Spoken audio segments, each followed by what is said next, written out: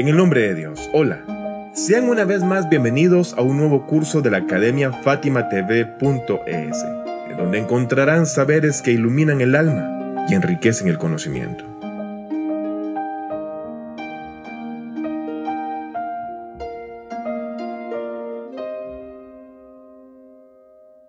Uno de nuestros principales objetivos es familiarizarnos con el último libro sagrado revelado por Dios Todopoderoso, con tal de poder conocer a profundidad el Sagrado Corán y seguir sus instrucciones, con el objetivo de encontrar la felicidad en este mundo y en el más allá. Es por esta razón que en este curso deseamos habituarnos con uno de los capítulos del Corán puntualmente, y cuyo nombre es Sura Al-Hujurat, o conocido en español como las habitaciones privadas, la cual es la sura o capítulo número 49 del Corán y tiene 18 versículos o aleyas. Este capítulo fue revelado al profeta Muhammad en Medina y en ella se han planteado cuestiones muy importantes relacionadas con el profeta y la sociedad islámica entre sí. Y dado que en ella se han planteado muchas cuestiones morales importantes, se la puede dominar como una sura de ética y modales. Los temas planteados en esta sura se pueden dividir en varias partes. La primera parte contiene los primeros versos de este capítulo que describen las maneras de cómo tratar con el profeta, la paz y las bendiciones de Dios sean con él y su bendita familia, y los principios que los musulmanes deben aplicar en su presencia. En la segunda parte se plantean importantes principios de la ética social, cuya práctica preserva el amor, la pureza, la intimidad, la seguridad y la unidad en la sociedad islámica. Y por el contrario, olvidarlos es motivo de desilusión, hipocresía, dispersión e inseguridad. En la tercera parte, se estipulan instrucciones que están relacionadas con cómo lidiar con las diferencias y conflictos que a veces suceden entre los musulmanes. En la cuarta parte, se habla sobre el estándar del valor humano a los ojos de Dios y la importancia de la piedad. La quinta parte enfatiza que la fe no está solo en el habla, sino que además de la creencia del corazón, sus efectos deben revelarse en las acciones humanas y en el esfuerzo supremo o yihad contra el ego. Y aquí quiero hacer un paréntesis. Yihad con el ego o yihad al-akbar es un término que se utiliza en la ética islámica derivado de las tradiciones religiosas, el cual significa un esfuerzo por refinar la moral y el ego o cualquier tipo de lucha y oposición a los reprochables deseos de la carne. En el Corán y los hadices o tradiciones islámicas se relaciona y enfatiza a la yihad con el ego y a la vez ésta se coloca en un nivel más alto que la yihad al-asgar o lucha menor, entendiendo que entonces esta lucha o esfuerzo tiene rangos y grados. Continuando con la lección, la sexta parte, en esta sura, se discute que el Islam y la fe son un gran regalo de Dios para los creyentes. En lugar de ser reacios a aceptarlo, debemos de estar extremadamente agradecidos por haber recibido este regalo. Y la séptima y última parte de esta sura habla sobre el conocimiento de Dios y su conocimiento de todos los secretos ocultos del universo y las acciones humanas.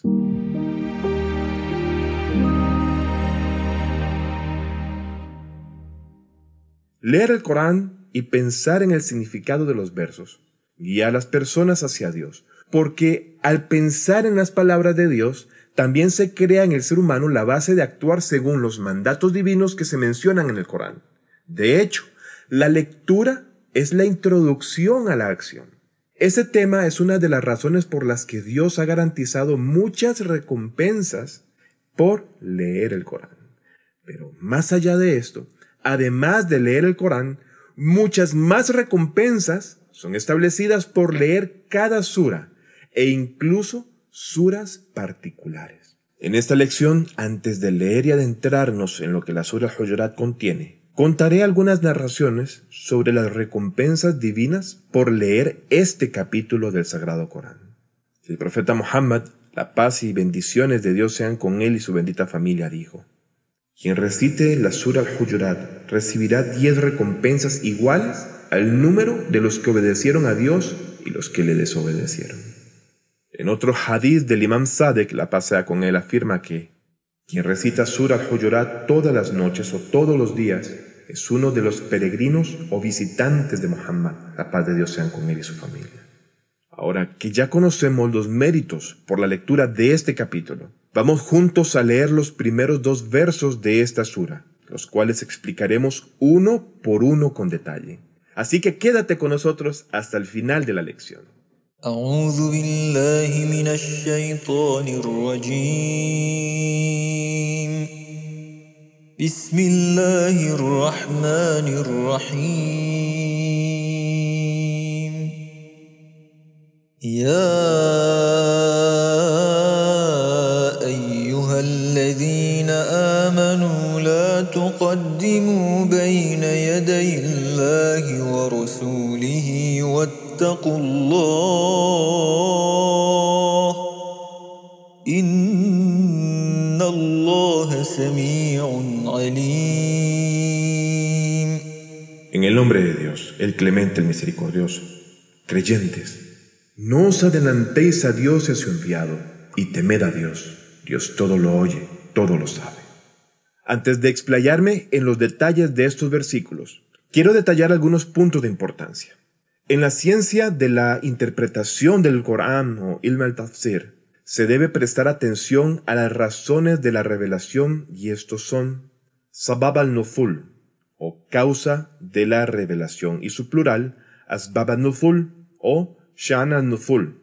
En los estudios coránicos esto significa el tiempo, el contexto, la causa y la situación en la que Dios ha revelado los versos y la causa de la revelación, lo cual tiene un papel importante en la interpretación del Corán. Entre las causas de las revelaciones mencionadas, o sea, estos 2 primeros versos, está que cuando el profeta partía hacia Khaybar, quiso instalar a alguien en su lugar en Medina, pero Omar sugirió a otra persona, por lo que el verso anterior fue revelado y ordenó no superar a Dios y al profeta. Algunos otros han dicho que estos versos se refieren a las acciones de algunos musulmanes, quienes realizaron determinados actos de adoración antes de su tiempo, por lo que esto fue revelado y se les prohibía, por lo tanto, hacer tales cosas. Como dijimos en esta sura, hay una serie de asuntos morales importantes, los cuales mencionamos 2 de estos mandamientos al inicio de la sura. El primero está relacionado con no adelantarse a Dios y a su enviado Muhammad, y segundo, no hacer ruido ni conmoción en la presencia del profeta. El significado de no adelantarse a Dios y a su enviado se relaciona con no superarlos en las obras y dejar de apresurarnos frente a las órdenes de Dios y el profeta, siendo entonces que los seguidores del profeta deben ser completamente obedientes al seguir sus órdenes, por lo que no deben tomar una decisión antes de la decisión del profeta. Por supuesto, esto no significa que si tienen una sugerencia o consejo, no se lo den al líder divino. Más bien significa dar un paso al frente y tomar una decisión antes de que sea aprobada por el profeta. Ni siquiera se debe de cuestionar y discutir los temas más de lo necesario. Se debe dejar que el líder plantee los temas a tiempo. Por supuesto, el profeta es un líder infalible que no descuida absolutamente nada. Además, si alguien le hace una pregunta, los demás no deben dar paso al frente y responder la pregunta apresuradamente. Y de hecho, todos esos significados están reunidos en el significado de estos versos. El tema de la administración y el mando nunca llegará a su fin sin observar la disciplina. Y si aquellos que están bajo la supervisión del gerente o líder quieren actuar arbitrariamente, el orden de las cosas será destruido, sin importar cuán digno y competente sea el líder y el comandante.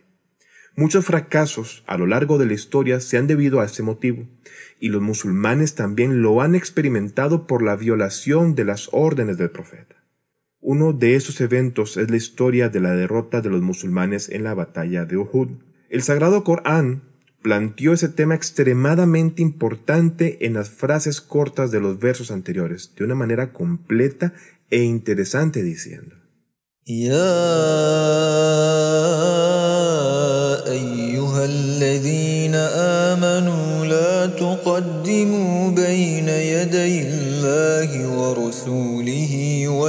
واتقوا الله. Creyentes, no os adelantéis a Allah y a su enviado. Como dijimos, el alcance del significado presente en esta ley o versículo es tan grande que incluye cualquier avance, retraso, discurso y comportamiento arbitrario fuera de la orden del líder. Sin embargo, en la historia de la vida del profeta hay muchos casos en los que las personas se excedieron en su mandato o se quedaron atrás y desobedecieron su mandato de igual forma y fueron severamente reprendidos. Por lo que en esta lección mencionamos algunos de estos casos como tal. Uno de ellos es que cuando el profeta partió para la conquista de la Meca en el 8º año de la Égira, particularmente en el mes sagrado de Ramadán, había mucha gente con él, unos a caballo y otros a pie. Cuando el profeta llegó al lugar de Kara al-Ghamim, ordenó que trajeran un recipiente con agua y rompió su ayuno, seguido por un grupo de sus compañeros, quienes también rompieron el ayuno. Pero un grupo de musulmanes no siguieron al profeta Muhammad, negándose a romper el ayuno y permaneciendo en su ayuno. Fue así como el profeta los llamó desobedientes, es decir, una comunidad de pecadores. Situación que ha sido narrada por muchos historiadores y eruditos, incluso en el volumen 7 del libro Wasail al-Shia, página 125. Como saben, en el Islam y de acuerdo con la orden de Dios, uno no debe de ayunar mientras viaja. Por ahora no quiero adentrarme en el establecimiento de sus reglas, especialmente porque hay diferentes condiciones y situaciones para este dictamen. Se dice que el profeta pidió agua y rompió su ayuno, pero algunas personas dijeron, no romperemos nuestro ayuno, lo cual claramente significa que estaban actuando en contra de la orden del profeta. Si hacemos algo contrario a la orden del profeta, tal como desobedecer una orden directa de él por negligencia abierta, aunque recitemos en su lugar el Corán durante 1000 años, esta acción no tendrá recompensa alguna y se estará cometiendo un pecado. Otra historia es la de la violación de estar en el ejército de Osama, famosa en los días cercanos al martirio del profeta, cuando el mensajero de Dios, la paz sea con él y su familia, ordenó a los musulmanes que se prepararan para la guerra con los romanos bajo el mando de Osama bin Zaid y les dijo a los muhajirín y a los ansar, muévanse con ese ejército.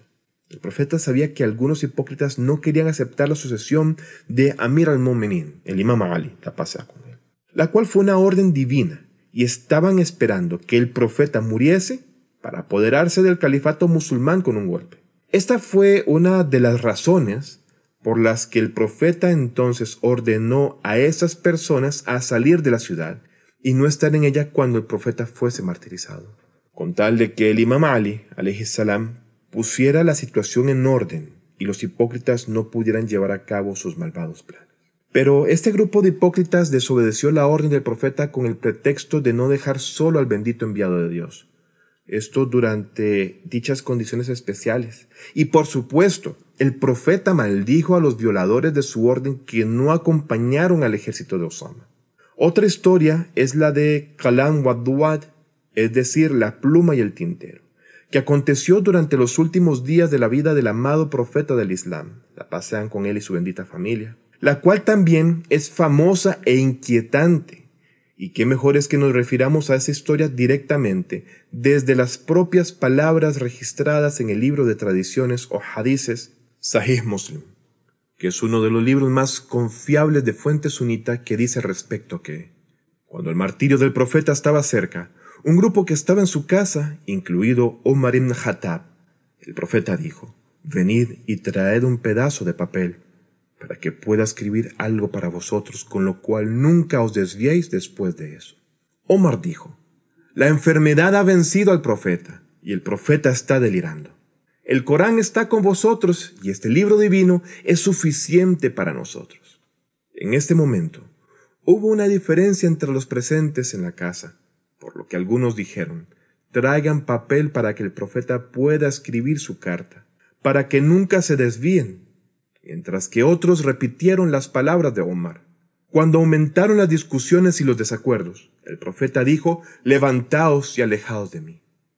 Como mencioné, este hadiz lo pueden encontrar en este libro que compila hadices llamado Sahih Muslim, en el volumen 3, Libro de Testamentos, narración 22, página 1259. Cabe señalar que Bukhari, en su libro Sahih al-Bukhari, también ha traído este mismo hadiz con una breve diferencia en su libro, el cual puede encontrarse en el volumen 6, capítulo sobre la enfermedad y muerte del profeta, página 11. Este suceso es uno de los eventos más importantes en la historia del Islam, el cual necesita mucho análisis, y ahora no tenemos tiempo para describirlo. Pero, de todos modos, es uno de los casos más claros de la violación de la orden dada por el profeta, y por lo tanto, una evidente oposición al verso mencionado en esta lección que dice: «Creyentes, no os adelantéis a Allah y a su enviado».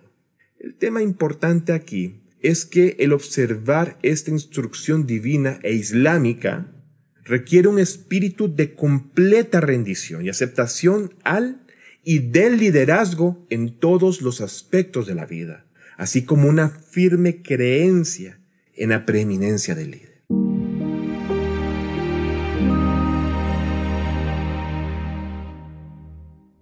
El segundo versículo o aleya a estudiar es el número 2 del capítulo de esta sura, el número 49, que tal como dijimos lleva el nombre de Al-Hujurat o las habitaciones privadas, el cual dice: يا أيها الذين آمنوا لا ترفعوا أصواتكم فوق صوت النبي ولا تجهروا له بالقول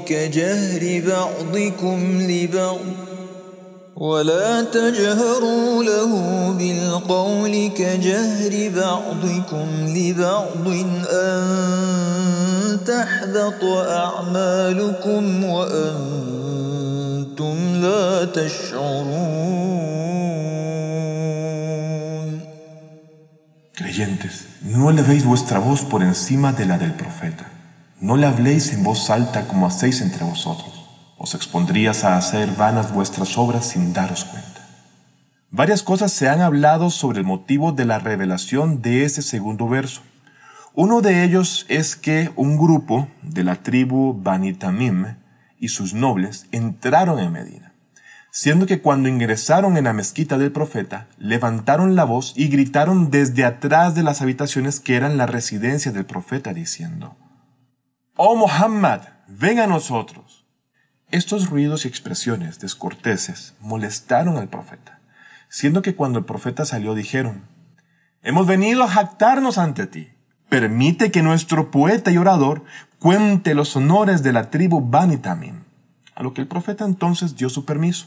Se cuenta que primero, el orador que venía con esta comitiva se puso de pie y dijo muchas cosas sobre las virtudes imaginarias de la tribu de los Bani Tamim. Por lo que el profeta le dijo a Thabit bin Qais: «Respóndeles». Seguido, este hombre, Thabit bin Qais, se puso de pie y pronunció un sermón elocuente en respuesta a ellos, de modo que hizo que su discurso fuera ineficaz, razón por la que el poeta se puso una vez más de pie y recitó poemas en alabanza a esta tribu. Seguido a esta demostración, un famoso poeta musulmán llamado Hisam bin Thabit dio una respuesta adecuada a ello. Fue ahí cuando uno de los nobles de esa tribu, llamado Aqra, dijo: «El orador de este hombre es más capaz que nuestro orador y su poeta es más digno que nuestro poeta. Y el tono de su voz también es superior al nuestro». En ese momento, el profeta ordenó ganar sus corazones, por lo que les dieron buenos regalos, acabando finalmente influenciados por todos estos eventos y aceptando la profecía de Muhammad, sallallahu alaihi wa sallam. De igual manera, se ha mencionado otra razón para esta revelación, la cual está relacionado tanto con el primer verso como con los versos siguientes. Se cuenta que en el 9º año de la Égira, cuyo nombre era Am al-Ufud, o el año de las delegaciones, es decir, el año en que varios grupos de tribus se acercaron al profeta para aceptar el Islam o para hacer un acuerdo o un pacto, los representantes de Bani Tamim fueron a presentarse donde el profeta, razón por la cual Abu Bakr le pidió o le sugirió al profeta que Qaqa, uno de los nobles de la tribu, se convirtiese en su emir. Y por su parte, Omar sugirió que otro personaje llamado Aqra bin Habs, otro miembro de esa tribu, fuese quien se convirtiera en emir o representante del profeta. Aquí, frente a esta situación, se dice que Abu Bakr le dijo a Omar: ¿querías estar en desacuerdo conmigo? A lo que Omar dijo: nunca tuve la intención de estar en desacuerdo. En ese momento, la conversación de ambos subió de tono y se elevó en presencia del profeta, y como resultado se revelaron los versos anteriores, es decir, no superen al profeta en los asuntos y no hagan ruido cerca de la casa del profeta. Ahora explicaremos el significado del segundo verso. Vamos a la primera oración. Creyentes, no elevéis vuestra voz por encima de la del profeta. Su significado es que no se debe de alzar la voz más alto que la voz del profeta, lo cual es una especie de grosería en presencia del santo mensajero de Dios, quien sabemos es el mejor de la humanidad, tal como lo es una falta de respeto y una descortesía el alzar la voz en presencia de nuestros padres y maestros. Entonces, con mucha más razón, frente al profeta, siendo aún más importante el tratarle a él correctamente. Pero la frase, no le habléis en voz alta como hacéis entre vosotros, puede ser un énfasis en el mismo significado que la primera oración o una referencia a un tema nuevo, el cual es dejar de dirigirse al profeta con la frase «Oh Muhammad» y cambiarla por «Oh mensajero de Dios». Sin embargo, un grupo de comentaristas ha dicho lo siguiente sobre la diferencia entre estas dos oraciones. La primera oración se refiere al momento en el que las personas están hablando con el profeta, instante en el que no se debe de levantar la voz por encima de su voz. Y la segunda oración está relacionada a un tiempo en el que el profeta Muhammad, la paz de Dios sea con él y su bendita familia, que se encontraba en silencio y la gente solía hablar en su presencia, por lo que no debían alzar demasiado la voz en esta situación. Está claro que si una persona lleva a cabo cualquiera de estas acciones con la intención de insultar la alta posición de la profecía, haría que se convierta en un incrédulo. Y si por el contrario no se tenía intención de insultar, esto hacía que el profeta se incomodase de igual forma y le causase mortificación, y esto era un pecado. En el primer caso, la necesidad de erradicar tales acciones es clara, porque la incredulidad se convierte en la causa que lleva a que todas las buenas obras se arruinen, perdiendo su recompensa. Y en el segundo caso, existe esta ley divina de que la exterminación de la recompensa de algunas acciones sucede por la comisión de algunos pecados específicos. De la misma manera, es cierto que el efecto de algunos pecados será minado por aquellas buenas obras. Es decir, a como algunos pecados hacen que la recompensa de nuestras buenas acciones desaparezca y no se anoten en el libro de las obras, por otro lado, existen algunas buenas obras que hacen que los pecados no sean escritos. Acá hay un punto importante respecto al segundo verso. Se cuenta que un grupo de eruditos y comentaristas del Corán han dicho que estos versos, así como prohíben levantar la voz frente al profeta durante su vida, también incluyen el hacerlo después de su muerte, algo que podemos encontrar plasmado en el libro Usul al-Kafi, volumen 1, página 302. En apariencia, este decreto es específicamente durante la vida del profeta, porque dice: no hagáis que vuestra voz sea superior a la suya, siendo entonces evidente esa teoría de que debe ser mientras el profeta tuviese vida física y hablase. Pero si el significado fuese con base en la filosofía de la ley de la religión, que es clara en tales casos, el problema se generaliza, porque está claro que el objetivo aquí es observar la cortesía y el respeto hacia el profeta. Por lo que si levantar la voz junto a la tumba del profeta es una forma de insulto y falta de respeto, definitivamente no está permitido, a menos que fuera en forma del llamado a la oración, la recitación del Corán, un discurso y asuntos similares, lo cual en tales casos no está prohibido ni durante la vida del profeta, ni posterior a su muerte. En un hadiz evocado en la obra Usul al-Kafi del Imam Bakr, la paz con él, acerca del martirio del Imam Hassan, la paz con él, y el impedimento propiciado por Aisha de sepultarlo junto con el profeta, o sea, al lado de su tumba, así como de los bullicios que se levantaban, leemos. El Imam al-Hussein, la paz sea con él, reflexionó sobre esto con el versículo que dice: creyentes, no elevéis vuestra voz por encima de la del profeta. Y citó esta frase del mensajero de Dios: lo que Allah ha prohibido a los creyentes mientras están vivos, también se lo ha prohibido mientras están muertos. Siendo este hadiz otra prueba de la generalidad del significado del verso. Seguiremos con más en la siguiente lección de este fascinante curso. Hasta la próxima.